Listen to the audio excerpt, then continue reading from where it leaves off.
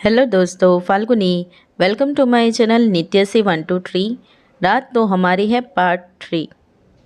Part 2 में हमने सुना कि कैसे खुशी को उसकी उम्र से 20 साल बड़ा लड़का पसंद आ गया और उसने पापा के मना करने पर भी उस लड़के से शादी कर ली।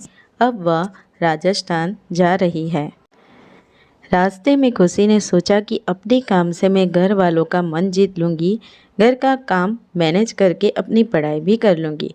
आखिर जज तो बनना ही है, मगर हम जो सोचते हैं वैसा होगा यह ज़रूरी तो नहीं है। खुशी ने राजस्थान जाते समय पापा की दी हुई लाल चमकीली साड़ी पहनी हुई थी। आंखों में कई सारे सपने थे। वह गांव पहुंच गई। घर तो बहुत बड़ा था। उसकी दादी सास घर की चौखट पर उसके स्वागत में दिया लिए खड़ी थी। दादी ने खुशी के ओवाने लिए। खुशी बहुत खुश हुई, मगर तभी दादी सास ने कहा कि राजस्थानी पहनावा क्यों नहीं पहनो है। हमारे घर में ऐसा नहीं चलने दूंगी। ए छोरे, कल इसे कपड़े खरीदने ले जाना।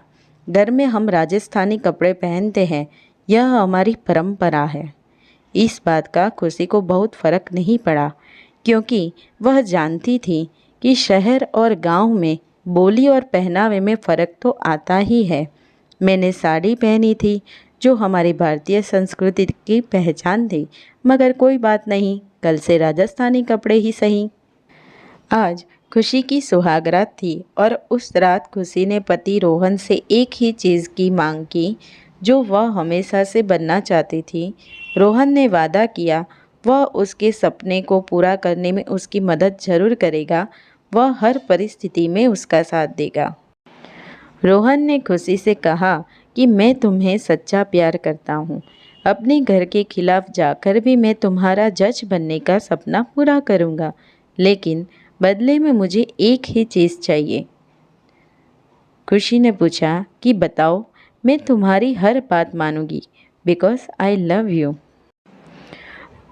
रोहन ने कहा कि हमारे घर को तो तुमने देखा ही होगा, इतना बड़ा है, लेकिन यहाँ हम किसी को काम करने के लिए नहीं रखते। घर का काम घर की बहुएं खुद करती है और दादी सास का कहा हुआ हर काम उनके दिए हुए टाइम में करना है। पहले से यह परंपरा चलती आ रही है, यह तुम्हें भी निभानी होगी। खुशी ने कहा बस इतनी सी बात, डोंट वरी, मैं कर लूँगी। रोहन ने कहा इतना भी आसान नहीं है, लेकिन खैर मैं तुम्हारी बनती हर मदद करूँगा। दोनों सो गए। दूसरे दिन दादी के कहे अनुसार वह दोनों कपड़े खरीदने बाजार गए। रोहन ने खुशी को बहुत सारे कपड़े दिलवाए। अब खुशी राजस्थानी पहनावा पहनने लगी। घर पर 6 परिवार एक साथ रहते थे। कुल मिलाकर 32 लोग थे।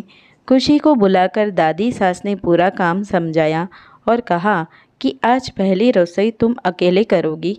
खाने में गट्टे की सब्जी, बाजरे की रोटी, दाल बाटी और मीठे में कंसार बनाना है। बना लोगी ना? उसने हंसते हंसते हाँ कर दी। जाते जाते दादी सास ने कहा कि खाना 1 बजे तक बन जाना चाहिए। फिर से खुशी ने हाँ कह दी। खुशी वैसे तो बहुत ही होनहार और चालाक लड़की थी। वह पढ़ाई के साथ साथ खाना बहुत अच्छा बना लेती थी, लेकिन यह राजस्थानी खाना उसने पहले कभी नहीं बनाया था। लेकिन उसे चिंता नहीं थी, क्योंकि इंटरनेट पर सब मिल जाता है। खुशी ने 1 बजे से पहले ही सारा खाना बना दिया और 1 बजे सब बहू की पहली रसोई खाने नीचे आ गए। खुशी अकेले सारे लोगों को परोसने लगी।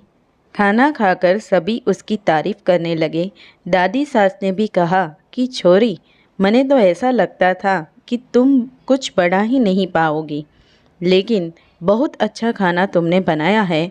यह ले तेरा नेक। कहकर खुशी के हाथों में छोटे से लड्डू गोपाल पकड़ा दिए और कहा कि ऐसा ही हंसता खेलता गोपाल मुझे 1 साल बाद चाहिए। यह सुन खुशी उदास हो गई, क्योंकि वह पहले जज बनना चाहती थी, माँ नहीं। अब तो खुशी घर के कामों में उलझी रहती। सुबह 5 बजे उठकर काम शुरू करती और रात के 11 बजे तक काम करती रहती। बहुत कोशिश करती कि जल्दी जल्दी काम निपट जाए और अपनी पढ़ाई कर ले, लेकिन ऐसा नहीं हो पाता और रात होते होते खुशी बहुत ही ज़्यादा थक जाती और कब सो जाती उसका उसे भी पता नहीं चलता। इस तरह से 3 महीने ख़त्म हो गए।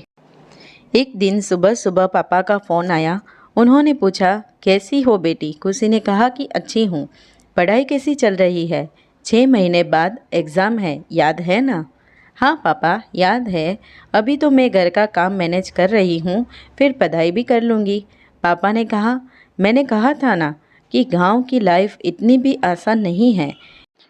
खुशी ने कहा, डोंट वरी पापा, खुशी मैनेज कर लेगी। अब तो खुशी ने हर काम को जल्दी से करने का सॉल्यूशन निकाल लिया। आधे घंटे का काम 15 मिनट में ही कर देती, बाकी बची 15 मिनट में पढ़ाई काम करती जाती और पढ़ाई किया हुआ याद रखती जाती। लेकिन भाई साहब, यह तो लाइफ है, एक जैसी थोड़ी चलती है और सफलता पाने के लिए भी कई सारे एग्ज़ाम देनी पड़ती है। एक दिन सुबह जब खुशी उठी तो ऐसा क्या हुआ जो सभी रो रहे थे। पूरे घर में मातम छाया हुआ था, लेकिन खुशी को क्या पता था कि ऐसा होने से बहुत कुछ उसकी लाइफ में बदल जाएगा।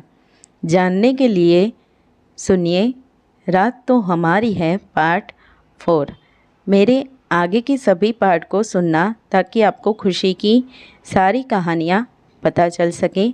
और मेरी दूसरी एक चैनल है यूनिशी आर्ट ऑफ कुकिंग, जिसमें मैं नई नई रेसिपियाँ अपलोड करती रहती हूँ। खुशी के अगले पार्ट में ज़रूर से मिलेंगे। बाय, जय श्री कृष्ण।